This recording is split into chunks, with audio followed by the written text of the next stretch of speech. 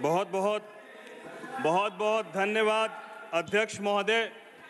मैं अपनी लोकसभा खगड़िया अपने नेता चिराग पासवान जी और पार्टी का भी आभार व्यक्त करता हूं कि आज इस महत्वपूर्ण विषय पे मुझे बोलने का मौका मिला। आज यह सदन हमारे ऐतिहासिक धरोहर वंदे मातरम के 150 वर्ष पूर्ण होने पर एकत्रित हुआ है और वंदे मातरम केवल 2 शब्द नहीं है। इस शब्द ने हमें अटूट साहस दिया, अदम्य आत्मविश्वास दिया और मातृभूमि के लिए बलिदान की भावना को जगाने का काम किया है। यह वो उद्घोष है जिसने अंग्रेजी शासन की जंजीरों को तोड़ने में करोड़ों देशवासियों को एकता के सूत्र में पिरोने का काम किया है। अध्यक्ष महोदय, मैं कहना चाहता हूं कि जहां जहां गूंजा वंदे मातरम का नाद, वहां वहां उठ खड़ा हुआ हर भारतीय फरियाद। मिट गई बेड़िया, जागी सोई हुई आत्मा, इस मंत्र ने ही दिया हमें स्वतंत्रता का रास्ता, इस मंत्र ने ही दिया हमें स्वतंत्रता का रास्ता। अध्यक्ष महोदय, मैं आपके माध्यम से, इस सदन के माध्यम से हमारे देश के यशस्वी प्रधानमंत्री जी का और इस सरकार का भी हृदय से धन्यवाद व्यक्त करता हूं। और धन्यवाद इसीलिए व्यक्त नहीं करता हूं कि उन्होंने विकास के चौमुखी काम किए। जहां एक तरफ ये सरकार वर्तमान और भविष्य को मजबूत करने का काम कर रही है, वहीं हमारी सरकार इस देश के गौरवशाली इतिहास को भी एक उत्सव की तरह मनाने का काम कर रही है।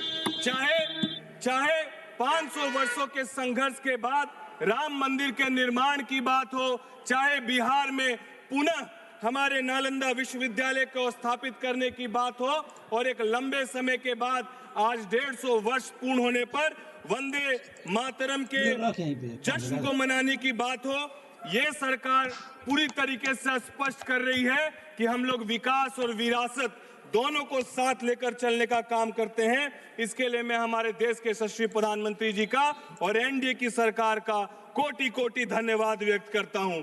अध्यक्ष महोदय, मैं आपके माध्यम से बताना चाहता हूं कि बिहार के पटना में विधानसभा के पास एक शहीद स्मारक बना हुआ है। अध्यक्ष जी, बहुत सारे लोग इस शहीद स्मारक का इतिहास नहीं जानते हैं। ये शहीद स्मारक वो 7 वीर सपूत थे जिन्होंने ये ठाना था 1942 में भारत छोड़ो आंदोलन में कि वो सचिवालय में जाकर तिरंगा झंडा लहराने का काम करेंगे, और अंग्रेजी कलेक्टर ने उस वक्त उन पर गोलियां चलाई और वो 7 के 7 वीर जब शहीद हुए तो उन्होंने तिरंगे को जमीन पर गिरने नहीं दिया। और जब उनको वो शहीद हो रहे थे तो अंतिम में उनके जुबान में कोई धर्म नहीं था, एक उद्घोष था, और वो उद्घोष था वंदे मातरम। आज बिहार का मजदूर वो कश्मीर से लेकर कन्याकुमारी तक अपने पसीने से इस देश का निर्माण करता है। आज जब बिहार रेजिमेंट का जवान गलवान घाटी में चीनी सैनिकों की गर्दन मरोड़ता है तो वो हुंकार भरता है और उसका उद्घोष होता है वंदे मातरम। भगत सिंह, सुखदेव और राजगुरु जैसे महान क्रांतिकारियों ने हंसते हंसते फांसी के फंदे पर वो अपने बलिदान को देने का काम किया, और अंतिम वक्त में यदि वो कुछ कहकर गए तो एक मात्र उद्घोष था, वो था वंदे मातरम। जहां इस गौरवशाली इतिहास को हम सब मिलकर याद कर रहे हैं और इस जश्न को मनाने का हम लोग काम कर रहे हैं, वहां हम लोग को इस इतिहास से किए गए छेड़छाड़ को भी याद करना चाहिए। हम लोग को याद करना चाहिए कि जिस तरीके से 1905 में इस गीत ने इस पूरे देश को मजबूत और एकता के साथ आगे बढ़ाने का काम किया, वहीं 1937 में किस तरीके से तुष्टीकरण की राजनीति और वोट बैंक के लिए वंदे मातरम को भी टुकड़े कर देने का काम किया गया। नेताजी सुभाष चंद्र बोस चाहते थे कि ये पूरा गीत गाया जाए क्योंकि वो इस गीत की शक्ति को पहचानते थे, लेकिन पंडित नेहरू और कांग्रेस के तत्कालीन नेतृत्व का यह तर्क दिया गया कि इस गीत से एक विशेष समुदाय नाराज हो सकता है, और 6 छंदों वाले इस महान गीत को 4 छंद हटा दिए गए। मैं इस सदन में पूरी जिम्मेदारी के साथ कह सकता हूं कि इस देश का भौगोलिक विभाजन 1947 में हुआ, लेकिन मानसिक विभाजन इस देश का 1937 में हो गया था, जिस दिन वंदे मातरम को खंडित करने का काम किया गया था। आज का भारत सही मायने में बंकिम चंद्र जी के वंदे मातरम के सपने को पूरा कर रहा है। बंकिम बाबू ने जिस सुजलाम की बात की थी, भारत की कल्पना की थी, आज वह सपना जल जीवन मिशन के तहत पूरा होने का काम कर रहा है।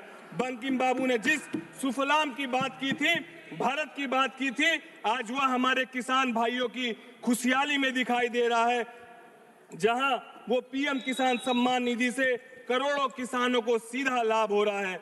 वंदे मातरम में जिस मलयज शीतलाम की बात कही गई थी, वह आज भारत के इंफ्रास्ट्रक्चर और पर्यावरण संरक्षण में दिखाई दे रहा है। महोदय, गीत की एक बहुत ही सुंदर पंक्ति है, शुभ ज्योत्सनाम पुलकित यामिनीम, यानी वह माँ जिसकी रातें उज्जवल चांदनी से खिली हुई है। 19वीं सदी में चांदनी सिर्फ उम्मीद की थी, लेकिन 21वीं सदी में यह ज्ञान और विज्ञान की चांदनी है। अध्यक्ष महोदय, मैं आपके माध्यम से कहना चाहता हूं कि जब भारत का चंद्रयान चंद्रमा में दक्षिण ध्रुव पर उतरता है, तो वो बंकिम बाबू की उस शुभ ज्योत्सनाम का आधुनिक रूप है।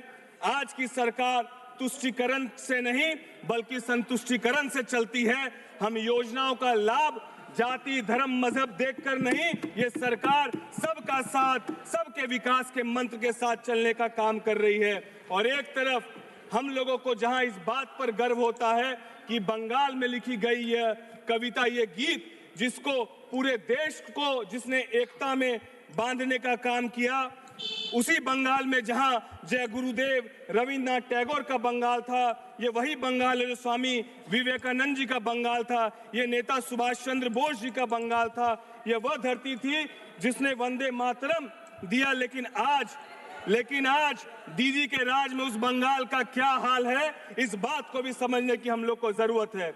बंकिम बाबू ने जिस बंगाल में माँ दुर्गा, माँ काली की शक्ति देखी थी, आज वहां रामनवमी की शोभा यात्रा में भी निकालने पर ये पथराव करने का काम करते हैं। वहां वंदे मातरम बोलने वाले को कम्युनल कहा जाता है और घुसपैठियों को अपना बताया जाता है। वोट बैंक की राजनीति इतनी हावी हो गई है कि देश की सुरक्षा और डेमोग्राफी तक को इन लोगों ने ताक में रखने का काम किया है और घुसपैठियों के लिए ये रेड कारपेट बिछा कर बैठे हैं। महोदय, आपके माध्यम से इनको बता देना चाहता हूं कि अभी अभी बिहार का चुनाव संपन्न हुआ है।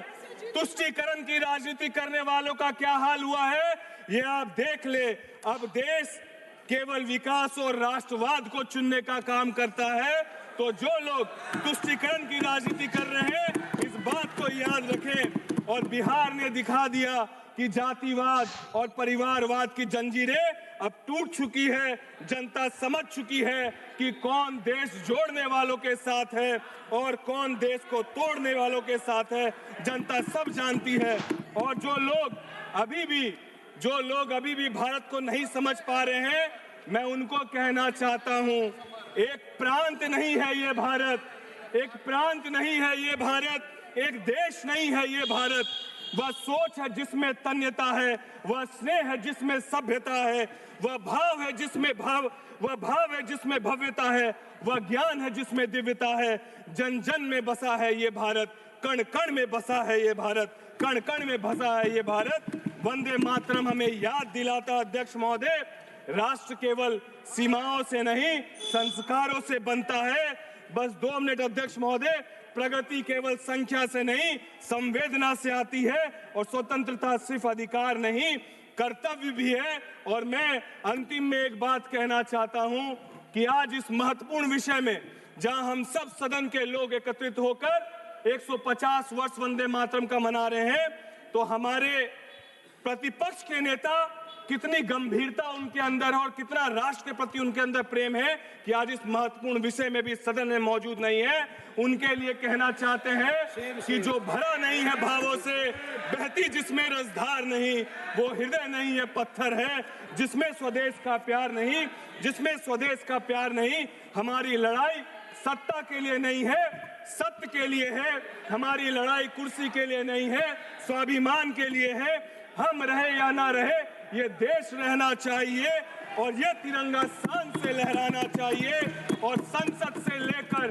सड़क तक एक स्वर में गूंजना चाहिए, और वो स्वर कुछ और नहीं, वंदे मातरम, वंदे मातरम, वंदे मातरम। बहुत बहुत धन्यवाद अध्यक्ष महोदय।